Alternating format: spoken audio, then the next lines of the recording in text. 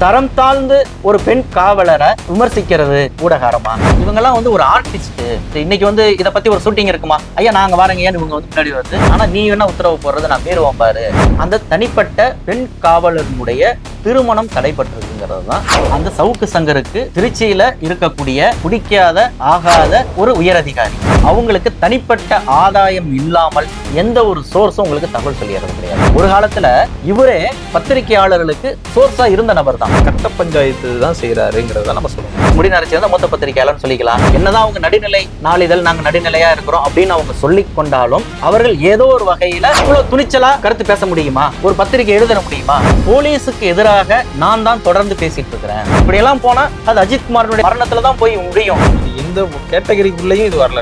அப்ப 3 பேர் உட்கார்ந்துட்டு என்ன வேணாலும் பேசலாம், யாரை பத்தி வேணாலும் பேசலாம், எதை பத்தி வேணாலும் பேசலாம், எந்த வரைமுறையும் இல்லாம பேசலாங்கிறது காசு வாங்கிக்கிட்டு வீடியோ பேசுறாரு. தனக்கு ஆகாத சில போலீஸ் அதிகாரிகளுக்கு எதிராக தரம் தாழ்ந்து அவர்களை தனிப்பட்ட முறையில விமர்சிப்பது வரைக்கும் யார் எதிர்கட்சி தலைவர் இருக்கிறது தெரியாம இருக்குது. இதற்கெல்லாம் இந்த விடியல் அரசு விலை சொல்லும். பண்டாதுறையில உள்பாவோட காலம் போயிட்டா விட இவரதான் சொல்லுவாங்க. வணக்கண்ணே. வணக்கம்ண்ணே. சவுக்கு சங்கர் மீண்டும் கைது செய்யப்படக்கூடிய ஒரு சூழல் இருக்குன்ட்டு அவரே அவருடைய யூடியூப் பக்கத்துல வெளியிட்டு இருக்கிறாரு. என்ன விவகாரம்? அந்த பதிவு நானும் பார்த்தேன். அவர் மேல 2 வழக்குகள் பதிவு செய்யப்பட்டிருக்குது. ஒன்னு சென்னையிலும், இன்னொரு வழக்கு திருச்சி சைபர் கிரைம்லயும் பதிவு பண்ணப்பட்டிருக்கு. காரணம் என்னன்னா, சென்னையை சேர்ந்த ஒரு பெண் காவல் ஆய்வாளரை பத்தி அவதூறா செய்தி பதிவிட்டாருங்கிற ஒரு விஷயத்துக்காகவும், அதே போல திருச்சியை சேர்ந்த ஒரு ஆயுதப்படை பெண் காவலர் பத்தி அவதூறா பேசியது மட்டும் இல்லாம அவரை கொச்சைப்படுத்தி பேசினாருங்கிற ஒரு விஷயத்துக்காக cyber crime police Savukku Shankar, அவர் அலுவலகத்துல வேலை பார்க்கக்கூடிய மாலதி, லியோ இவங்க மேல மட்டும் இல்லாம 30 நபர்கள் மேல வழக்கு பதிவு பண்ணிருக்காங்க.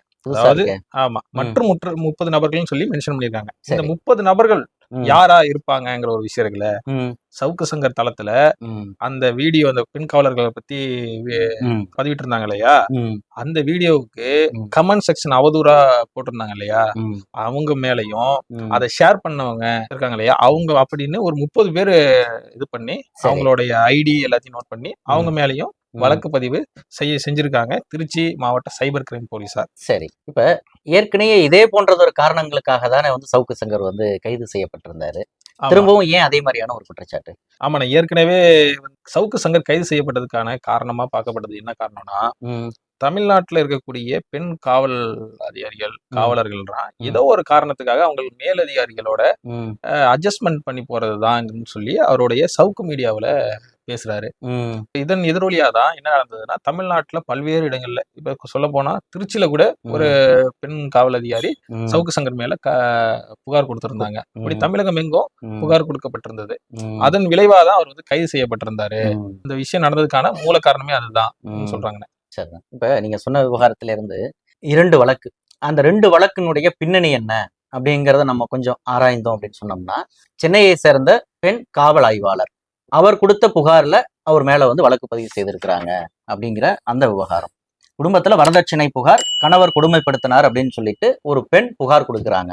அந்த புகாரை அந்த சம்பந்தப்பட்ட பெண் ஆய்வாளர் முறையாக விசாரிக்கல, அந்த பெண்ணை கொடுமைப்படுத்தின கணவருக்கு ஆதரவாக அந்த போலீஸ் அதிகாரி செயல்பட்டாங்க அப்படிங்கிறது தான் சவுக்கு சங்கர் அந்த இடத்துல முன்வைக்கக்கூடிய குற்றச்சாட்டு. இந்த இடத்துல ஒரு வெளிப்பார்வைக்கு ஒரு பெண்ணிய உரிமைக்காக, ஒரு பெண் குடும்ப வன்முறைக்கு இலக்காகுவதற்கு எதிராக அவர் நியாயத்தை தானே பேசியிருக்கிறாரு அப்படின்னு ஒரு இயல்பா ஒரு கேள்வி எழும். அந்த இடத்துல சமீபத்துல நீதிபதி வேல்முருகன் முன்னாடி ஒரு வழக்கு விசாரணைக்கு வந்தது, உங்களுக்கு நினைவு இருக்கும். இதே சவுக்கு சங்கர் ஒரு வழக்கை தொடுக்கிறாரு. அந்த வழக்கு விசாரணையிலேயே நீதியரசர் சுட்டி காட்டியிருந்த ஒரு விஷயம் என்ன அப்படின்னா, இது போன்ற பத்திரிகையாளர் அப்படிங்கிற போர்வையில நீங்க போலீஸுக்கு இணையான விசாரணையை நடத்துற அதிகாரத்தை உங்களுக்கு யார் கொடுத்தது?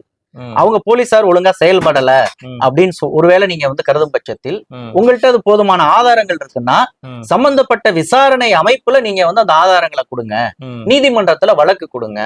மாறாக போலீசார் இப்படிதான் விசாரிக்கணும், நீதிபதி இப்படிதான் செய்யணும் அப்படின்ட்டு உத்தரவு போடக்கூடிய நிலையில இருந்து நீங்க பேசுறது தப்பு, இதை உங்களுடைய கிளைண்ட்டுக்கு நீங்க அட்வைஸ் பண்ணுங்கன்னு சொல்லி சவுக்கு சங்கரனுடைய வழக்கறிஞருக்கு நீதிபதி ஒரு அறிவுறுத்தலை கொடுத்திருந்தாரு, ஒரு குட்டு வச்சிருக்காரு. ஆமா, இந்த பின்னணியில தான் இந்த வீடியோ வெளியில வருது. ஓ. அதுல என்ன சொல்றாரு அப்படின்னு சொன்னா, அந்த பெண் போலீஸ் அதிகாரி யாருக்கு ஆதரவா செயல்பட்டாரு அப்படின்னா, அந்த கணவர் எங்க வேலை செய்யறாரு, அந்த நபர் எங்க வேலை செய்யறாரு, அவரு வேலை செய்யக்கூடிய அவரோட நண்பர் யாரு அப்படின்னா, அந்த சென்னையில இருக்கக்கூடிய அந்த போலீஸ் உயரதிகாரியினுடைய மனைவிக்கு தெரிந்தவர். அதன் அடிப்படையில் அவர் மனைவி வந்து புருஷன்கிட்ட வந்து சொல்லி, அவர் கணவரா இருக்கக்கூடிய அந்த உயரதிகாரி வந்து தலையிட்டு தான் இந்த வழக்குல வந்து ஒரு எஃப்ஐஆர் சிஎஸ்ஆர் போடாம இந்த வழக்கை நடத்தினாங்கன்ட்டு ஒரு குற்றச்சாட்டை பகிரங்கமாக்கிறாரு. அதுல என்ன நடந்ததுங்கிறது வந்து சம்பந்தப்பட்ட போலீசாரும் நீதிமன்றமும் முடிவெடுக்கக்கூடிய விவகாரம். அந்த பாதிக்கப்பட்ட பெண்ணுக்கு ஒருவேளை அந்த சம்பந்தப்பட்ட போலீஸ் ஆய்வாளர் முறையாக கையாளலன்னு கருதுனாங்க அப்படின்னு சொன்னா, நிச்சயமா அவங்க நீதிமன்றத்துல வந்து நாட முடியும். அல்லது போலீஸ் உயரதிகாரிகள்ட்ட அந்த பிரச்சனையை அவங்க கொண்டு போய் அதை தீர்க்க முடியும். சவுக்கு மீடியாவுல பேசிதான் அவங்களுக்கு தீர்வு கிடைக்கணுங்கிறது வந்து தமிழகத்துல வந்து அப்படி ஒரு நிலைமை இல்ல. கண்டிப்பா. ஓகேவா? ஆனா அந்த அட்வான்டேஜ அவர் எடுத்துக்கிறாரு. அப்ப அந்த இடத்துல எங்க வரம்பு மீறப்படுது அப்படின்னு சொன்னா, அந்த நபர்களை பற்றின விவரங்கள் இருக்கு இல்லையா, யார் யார் அப்படிங்கிறது, எந்த ஐஏஎஸ் அதிகாரி, எந்த ஐஆர்எஸ் அதிகாரி, யார் யாருக்கு உறவினர், யாரு யாருக்கு வந்து போன் பண்ணி அதை இன்ஃபுளுயன்ஸ் பண்ணாங்க, ஏதோ சிடிஆர் போட்டு பார்த்த மாதிரி அந்த விவரங்களை பொது வெளியில பேசுறது இருக்குது இல்ல. இந்த இடத்துல சொல்ல வர்றது, அவங்க அப்படி ஒரு தலைபட்சமாகவே நடந்திருந்தாலும் கூட அதற்கான சட்ட ரீதியான வழிமுறைகள்ங்கிறது வந்து இருக்கு. அதை மீறி தனிநபர் அந்தரங்கங்கள் குறித்து பொதுவெளியில் பேச வேண்டிய தேவையும் அவசியமும் ஏன் வந்ததுங்கிறது தான் இந்த இடத்துல வந்து கேள்வியா வந்து இருக்கு. இது ஒண்ணு. ரெண்டாவது, இந்த திருச்சி பெண் கான்ஸ்டபிள் விவகாரத்திலேயே நீங்க எடுத்துக்கிட்டீங்கன்னா, ஏன் அந்த பெண்ணை இலக்கு வைக்கணும்? அப்படி என்ன அவங்க வந்து தவறிழைச்சிட்டாங்க? சரிங்களா? ஆமா. இப்ப அப்படி பார்த்தோம்னா, முதல் விஷயம், திருச்சியில இருக்கக்கூடிய அந்த சவுக்கு சங்கருக்கு பிடிக்காத ஆகாத ஒரு உயரதிகாரி,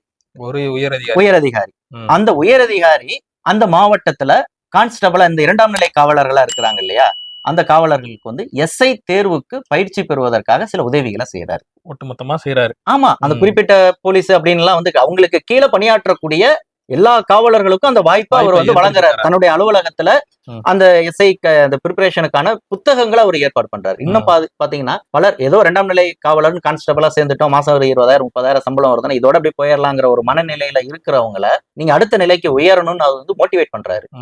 அப்ப நீங்க வேலை செய்துகிட்டே நீங்க வந்து படிக்க முடியும் அப்படிங்கிறதுக்கான வாய்ப்பை கொடுக்குறாரு. அவங்களுக்கு வந்து சும்மா லீவை கொடுத்துட்டு உட்காந்து படிங்கன்னு சொல்லிட்டு எல்லாம் உயரதிகாரிங்கிற விதத்துல அவர் வந்து எந்த சலுகையும் காட்டல. புத்தகங்களை கொடுக்குறாரு, வெளியில இருந்து ஒரு நபரை வரவழைச்சு அவங்களுக்கு வகுப்புகளை எடுக்கிறாரு, தேர்வுகளை கண்டக்ட் பண்றாரு. மொத்தத்துக்கு அவங்க எஸ்ஐ தேர்வுக்கு தயாராவதற்கு இவர் உதவி செய்கிறார். இதுல என்ன தவறு இருக்குது? அந்த உதவி செய்த அதிகாரிய அவங்க நல்ல விதமா, எங்களுக்கு இந்த அதிகாரி இப்படி உதவி செய்தாங்க, அவருக்கு நன்றின்னு சொல்லிட்டு ஒரு 10 பேர் பேட்டி கொடுக்குறாங்க. திருச்சி ஹைப் அப்படின்னு சொல்லிட்டு ஒரு இன்ஸ்டாகிராம் பேஜ் இருக்குது, அவங்க சார்பாக ஒரு சமூக ஊடகமா அவங்க வந்து ஒரு வேலையை செய்யறாங்க.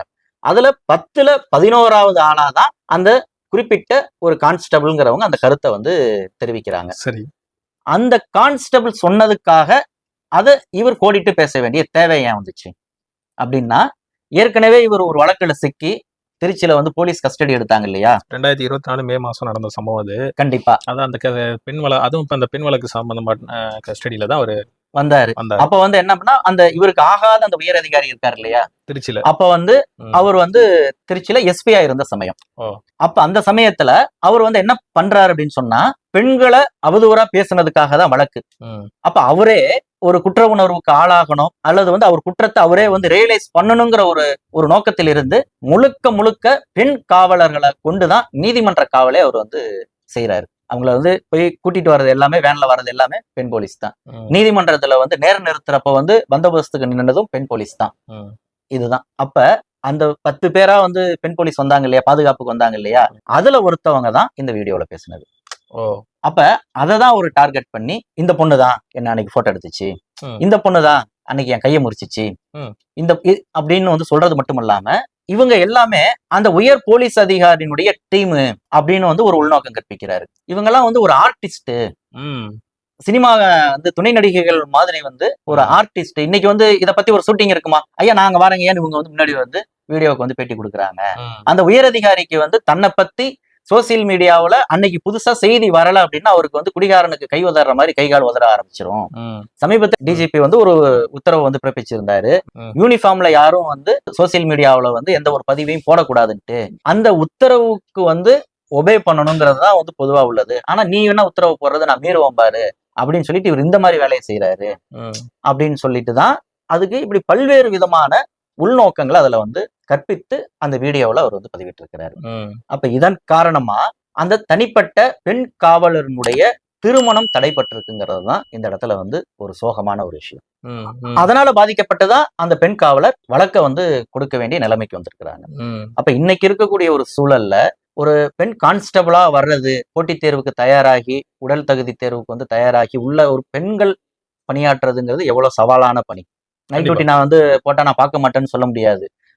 வேற மாவட்டங்களுக்கு பந்தோபஸ்துக்கு போக முடியாதுன்னு வந்து ஒரு வாரம் தங்கி அங்கதான் வந்து இது பண்ண முடியும். அடுத்தது ஒரு 8 மணி நேரங்கிற டியூட்டி எல்லாம் அவங்களுக்கு வந்து கணக்கே வந்து கிடையாது. ஒரு மாநாட்டுக்கு ஒரு பந்தோபஸ்துக்கு வந்து நிக்கிறாங்கன்னே நம்ம வந்து வச்சுப்போம். சில மாதிரி நின்றுதான் ஆகணும். 8 மணி நேரம் 10 மணி நேரம்னாலும் நின்றுதான் ஆகணும். போற இடங்கள்ல வந்து அவங்களுடைய ஒரு இயல்பான இயற்கை உபாதைக்கான ஒரு வழிவகைகள் கூட பல இடங்கள்ல வந்து அவங்களுக்கு வந்து கிடைக்கிறது கிடையாது. அடுத்தது அவங்களுக்குன்னு வந்து திருமணமான பெண்களா இருந்தாங்கன்னா குழந்தை குட்டி குடும்பம்ங்கிறதெல்லாம் இருக்கும். அதெல்லாம் பிரிஞ்சுதான் எந்த மாவட்டத்துக்கு வேணாலும் போலீஸை வந்து இடமாற்றம் செய்யறதுங்கிறது இயல்பானது, மறுக்க முடியாது.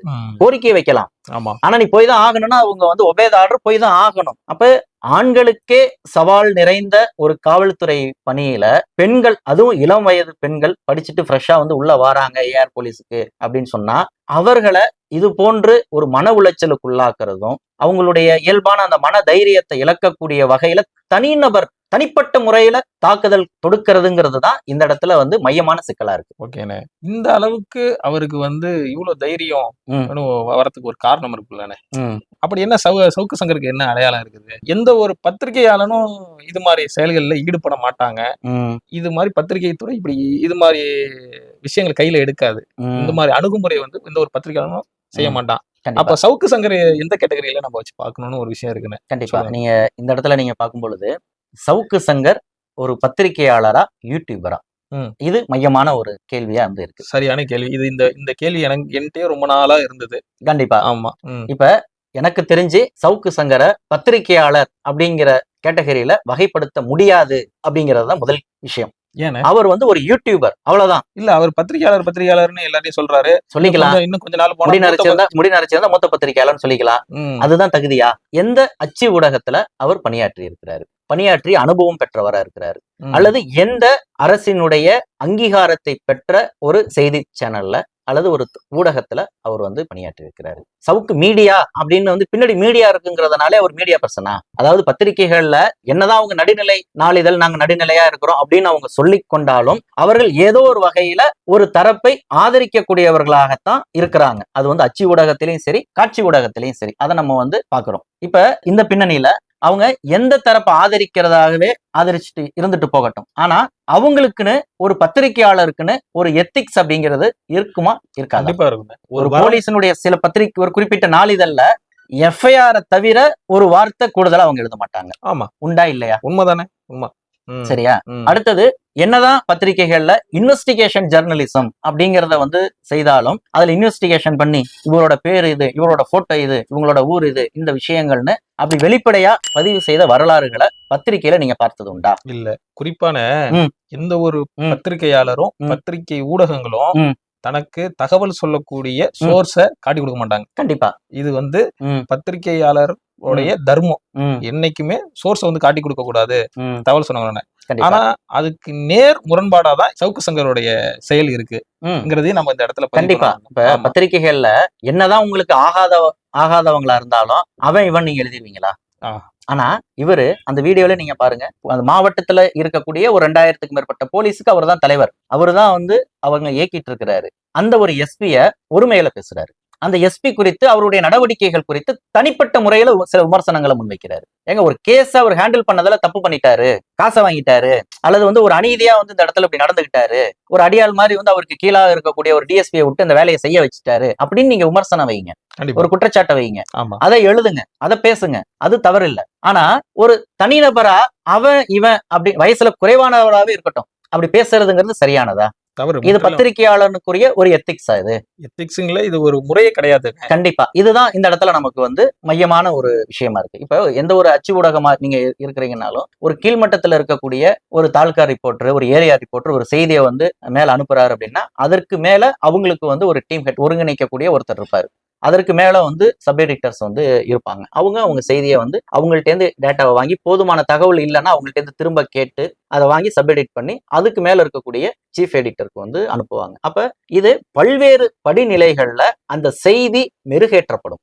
அந்த செய்தியில வந்து அந்த ஊடகத்துக்கான அந்த அறத்தோட அந்த செய்தி இருக்குதா, தனிநபர் பெயர்கள் அதுல இடம்பெற்றிருக்குதா, தனிநபர் அதாவது இப்ப பாதிக்கப்பட்ட பெண்கள் அப்படின்னு சொன்னாங்கன்னா அந்த பெண்களுடைய தனிப்பட்ட விவரங்கள் அதுல இல்லாது இருக்கணும். இது போன்ற சில நெறிமுறைகள் அதுல கையாளப்பட்டிருக்காங்கிறதெல்லாம் ஃபில்டர் பண்ணி தான் செய்தி வெளியில வரும். கண்டிப்பா. சரியா? இப்ப இந்த மாதிரி இவர்களுடைய சவுக்கு யூடியூப் சேனல்ல என்ன மாதிரியான இந்த அமைப்பு இருக்கு? இது எந்த கேட்டகரிக்குள்ளேயும் இது வரலன்னு, அதுதான் இந்த இடத்துல சிக்கல். அப்ப 3 பேர் உட்கார்ந்துட்டு என்ன வேணாலும் பேசலாம், யார பத்தி வேணாலும் பேசலாம், எதை பத்தி வேணாலும் பேசலாம், எந்த வரைமுறையும் இல்லாம பேசலாங்கிறது எப்படி ஒரு பத்திரிகையாளர் அப்படிங்கிற வரையறைக்குள்ள வருங்கிறதா இந்த இடத்துல கேள்வி. அதானே எனக்கும் தெரியல.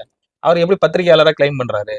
இன்னொரு விஷயம் நம்ம பாக்கணும்னு, ஒரு வீடியோ பேசுறாரு, வீடியோ காணொலி பேசுறாரு கூட, இன்னைக்கு உள்ள முன்னணி நிறுவனங்கள் இருக்காங்கல்ல, செய்தி உள்ளவங்க என்ன செய்யறாங்கன்னா, செய்தியாளர்களுடைய அணுகுமுறை எப்படி இருக்கும்னா, இது தரப்பா அவங்கள்ட்ட பேசணும், இது மாதிரி ஒரு விஷயத்த சொன்னாங்க, நமது செய்தியாளர் அவங்கள்ட்ட பேசினாங்க, அதுக்கு வந்து இது மாதிரியான ஒரு விஷயத்த சொன்னாங்க சொல்லி அத அந்த காணொலியில இது பண்ணுவாங்க, சொல்லுவாங்க. இல்ல கண்டிப்பா நீங்க ஊடக அறம்னாலே ஆமா, அதாவது ஒரு குற்றச்சாட்டு வருதுன்னா யாருகிட்ட இருந்து வேணாலும் வரட்டும். அதாவது நீங்க செய்தின்னு எடுத்துக்கிட்டீங்கன்னா எந்த ஒரு செய்தியிலையுமே அவங்களுக்கு தனிப்பட்ட ஆதாயம் இல்லாமல் தனிப்பட்ட நலனை அவங்க வந்து நோக்காம எந்த ஒரு சோர்ஸும் உங்களுக்கு தகவல் சொல்லிடுறது கிடையாது. ஒரு சோர்ஸை பத்தியே நீங்க அப்படிதான் மதிப்பீடு நீங்க வந்து வச்சிருக்க முடியும். சோர்ஸ் சொல்லிட்டாங்க அப்படிங்கிறதுக்காகவே நீங்க சோர்ஸ் சொல்றது எல்லாத்தையும் நீங்க செய்தி ஆக்கிடுவீங்களா? சோர்ஸ்ங்கிறது வந்து ஒரு செய்திக்கான சோர்ஸ், அவ்வளவுதான். அந்த தகவல் உங்க கவனத்துக்கு அவர் வழியாக உங்கள்கிட்ட வருது, அவர் வழியா வந்த தகவல் சரிதானா அப்படிங்கறத உறுதிப்படுத்த வேண்டிய பொறுப்பு யாருகிட்ட இருக்கு? ஒரு பத்திரிகையாளனுக்கு இருக்கு. அப்ப அவர் சொல்றதே நம்ம கேட்டுக்கிறோம். அவர் யார குற்றம் சொல்றாரோ அந்த குற்றம் சாட்டக்கூடிய நபர்கிட்டையும் நம்ம வந்து தொடர்பு கொள்ளணும். அவர்கிட்ட இந்த மாதிரி உங்கள் மீது இப்படி ஒரு குற்றச்சாட்டை சொல்றாங்களே, இது குறித்து நீங்க என்ன நினைக்கிறீங்க, உங்களுடைய கருத்து என்ன அப்படின்னு அவர் என்ன வேணாலும் சொல்லட்டும், ஆமான்னு சொல்லட்டும், இல்லன்னு சொல்லட்டும், மறுக்கட்டும். அதுல இருந்து நீங்க ஒரு முடிவுக்கு வர முடியும். ஆமா. அப்ப அதுல இருந்து அவர் சொல்வதையும் வைத்துக் கொண்டுதான் சரி சோர்ஸ் சொன்ன தகவல் சரியான தகவல், அதை நம்ம செய்தி செய்யலாம் அப்படிங்கிற இடத்துக்கே நம்ம வந்து வருவோம். அப்ப இது போன்று இவருடைய வீடியோக்கள்ல நீங்க எதையாவது ஒண்ண நீங்க சொல்லுங்க. இல்லையே, ஒரு தனிப்பட்ட நபருக்காக தானே. என்ன சொல்ல போனா தனிப்பட்ட நபர் அப்படிங்கிறத தாண்டி அவருக்கு ஆகாத ஒரு 4 போலீஸ் அதிகாரிகளுக்கு எதிராகத்தான் தொடர்ந்து வீடியோக்களை பேசி வருகிறாருன்னு சொல்றேன். என்ன சொல்றீங்க? கூட்டி கழிச்சு பார்த்தா நீங்க சொல்றது அது 4 வந்து இன்னும் சேர்த்தா 5 வரும். ஆமா. அப்ப தமிழகத்துல அந்த 4 போலீஸ் அதிகாரிகள் தான் அயோக்கியர்களா? 4 போலீஸ் அதிகாரிகள் தான் ஒழுங்கா வேலை செய்யாம இருக்கிறாங்களா? அந்த 4 போலீஸ் உயர் அதிகாரிகளாலதான் தமிழக காவல்துறையே ஒட்டுமொத்தமா சீரழிஞ்சு போச்சா? அப்படிதானே ஒரு பிம்பத்தை வந்து இங்க இதெல்லாம் எப்படி வந்து ஆட்சி தலைமைக்கு தெரியாம இருக்குது, அவங்களுக்கு தெரியுமா தெரியாதான்னு இவரு கேள்வி எழுப்புறாரு ஒரு விஷயத்திலேயுமே. இப்ப இந்த விவகாரத்தை இங்க தொடங்கி இப்படி எல்லாம் போனா அது அஜித்குமாரனுடைய மரணத்துலதான் போய் முடியும் அப்படின்னு அங்க கொண்டு வந்து முடிச்சு போடுறாரு. அதாவது காவல்துறையில எல்லா மட்டங்கள்லயுமே சில கருப்பாடுகள், சில விமர்சனத்துக்குரிய நபர்கள் இருக்கத்தான் செய்வாங்க. எல்லா துறையிலையும் இருக்கக்கூடிய ஒன்று, அவ்வளவுதான். அந்த ஒரு நபர்னுடைய செயலை மட்டும் வைத்து ஒட்டுமொத்த காவல்துறையுமே நீங்க வந்து களங்கம் கற்பிச்சிட முடியாது. கண்டிப்பான இதுதான் இந்த இடத்துல வந்து இப்ப ஆனா இவருடைய அந்த அணுகுமுறைகள்லாம் எப்படி இருக்கு? ஒண்ணும் வேணாம். இப்ப நீதிமன்றத்துல வழக்கு விவகாரம் சொன்னோம் இல்லையா, அந்த வழக்குல அவர் ஒரு விஷயத்த சுட்டி காட்டுறாரு. எப்படின்னு சொன்னா, இவர் கும்பமேளாவுக்கு ஒரு 4 பேர் காலைல கிளம்பி போறாங்களாம். போற வழியில சங்கர், ஆமா சவுக்கு சங்கர் கிளம்பி போறாரு.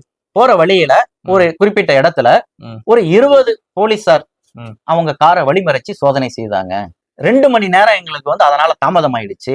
அப்படியும் எங்கள்கிட்ட எல்லாமே பெர்ஃபெக்டா இருந்ததுன்னு சொன்னாலும் பேருக்கு வந்து எங்களுடைய வாகனத்துல வந்து சுற்றுச்சூழல் சான்று இல்லைன்னு சொல்லிட்டு வந்து ஒரு 1000 ரூபாய் ஃபைன் போட்டாங்க. இதுக்கெல்லாம் காரணம் சென்னையில இருக்கக்கூடிய அந்த தலைமை அதிகாரி தான், அப்படி காவல் அதிகாரி தான் அப்படின்ட்டு வந்து இவருக்கு ஆவாத ஒரு அதிகாரியினுடைய பெயர் அந்த இடத்துல சொல்றாரு. ஆச்சா, ஆனா ட்விஸ்ட் என்ன தெரியுமா? அந்த 20 போலீசார் வழிமறைச்சாங்கன்னு சொல்றது வந்து தமிழ்நாடு பார்டர் கிடையாது, தெலுங்கானாவுல ராமையம்பேட்டையில. தெலுங்கானா ராமையம்பேட்டையில.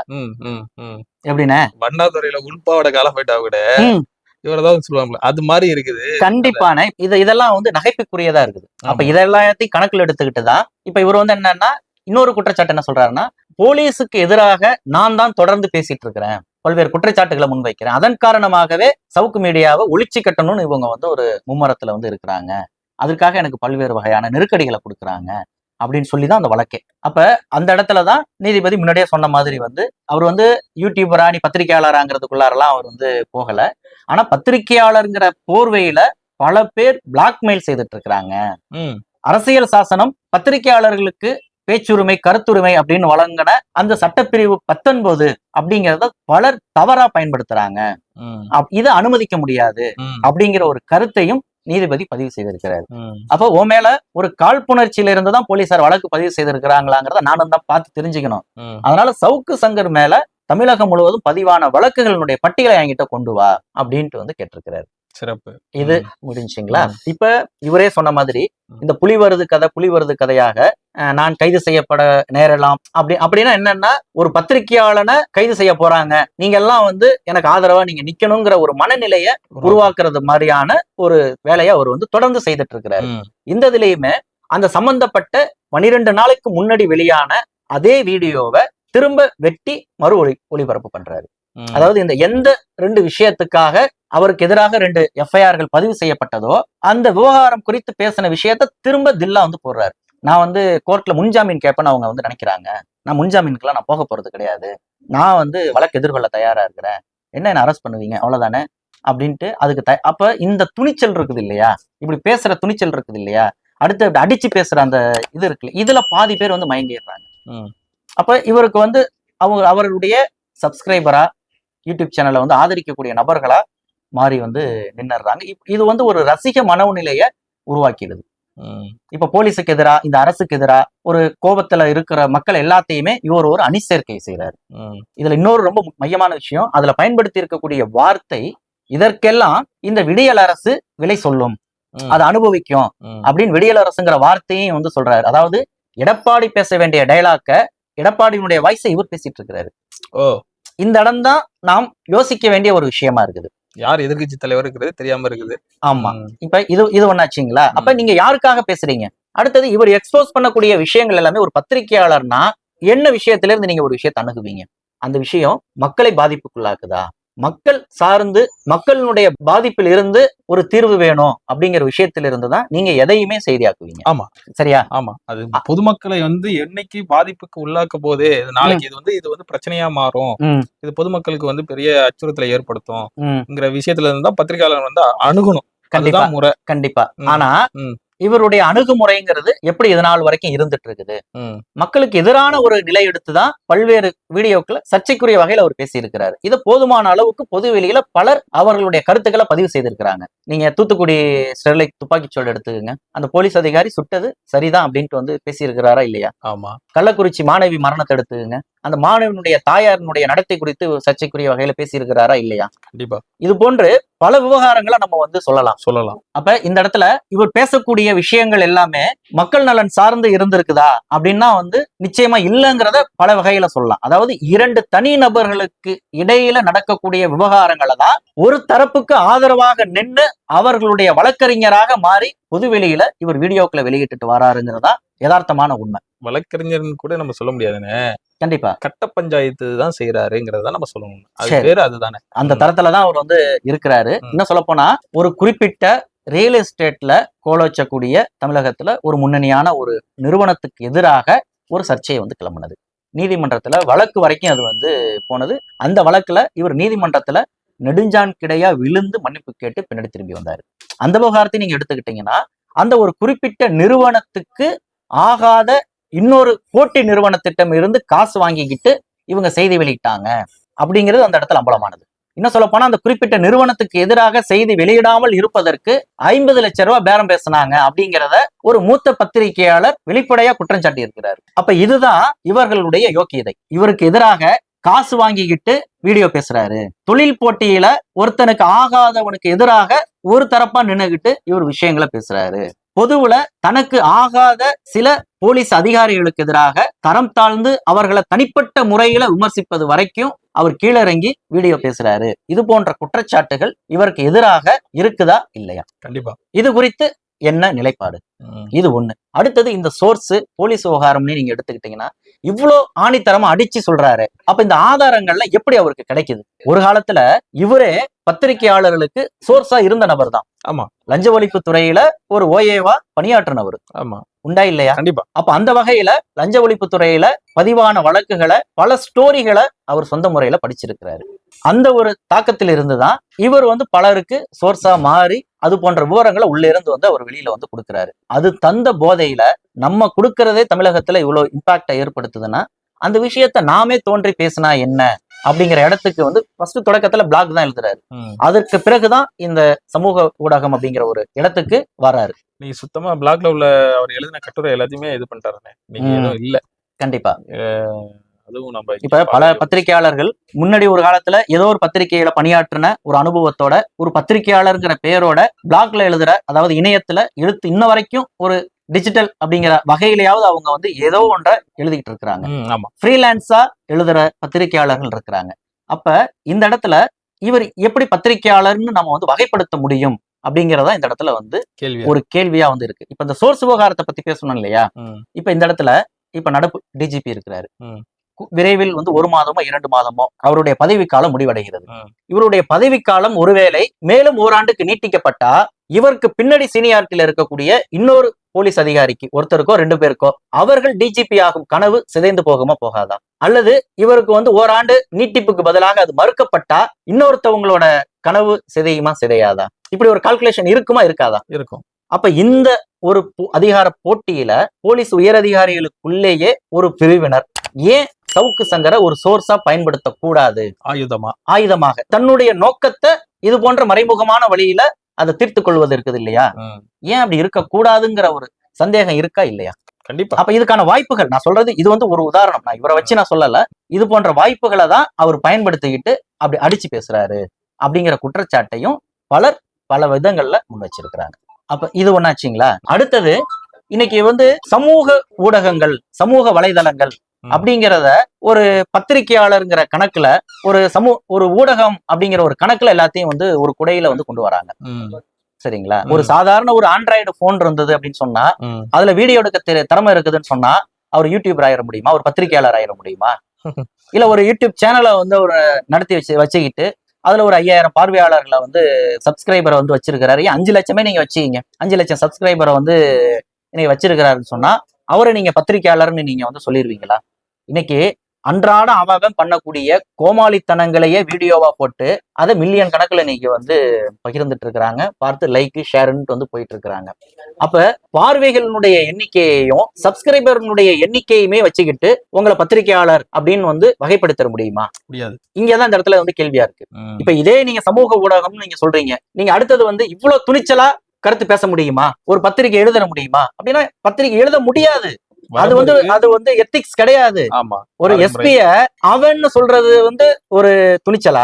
இந்த மாதிரி ஒரு துணிச்சல் வேற யாருக்காவது இருக்கா அப்படின்னு நம்ம அதை கேள்வி எழுப்ப முடியுமா? ஒரு தரம் தாழ்ந்து ஒரு பெண் காவலரை விமர்சிக்கிறது அப்படிங்கிறது ஊடகாரமா? அது மத்த பத்திரிகைகள்லாம் செய்ய மாட்டாங்க, இவர் மட்டும்தான் செய்வாருன்னு சொல்லிட்டு அதை நீங்க கிரெடிட் எடுத்துப்பீங்களா? நீங்க அப்படி பாத்தீங்கன்னா இன்னைக்கு சமூக ஊடகம்னு சொல்லக்கூடிய இதே யூடியூப் சேனல், பல சேனல் இருக்கு. குட்டிமா தெரியுமா? திருச்சி சாதனா தெரியுமா? இப்ப அவங்களுக்கும் சில லட்சக்கணக்கில் அவங்க வீடியோ போட்டா சில லட்சங்கள்ல பார்வைகள் ஃபயரா பத்திக்கிட்டு போகுது. அவங்களும் பொது வெளியில இன்டர்வியூ எல்லாம் எடுக்கிறாங்க, நேர்காணல் கொடுக்குறாங்க, நேர்காணல் எடுக்கிறாங்க. அவங்களும் பல விஷயங்களை பேசுறாங்க, பச்சையா பேசுறாங்க.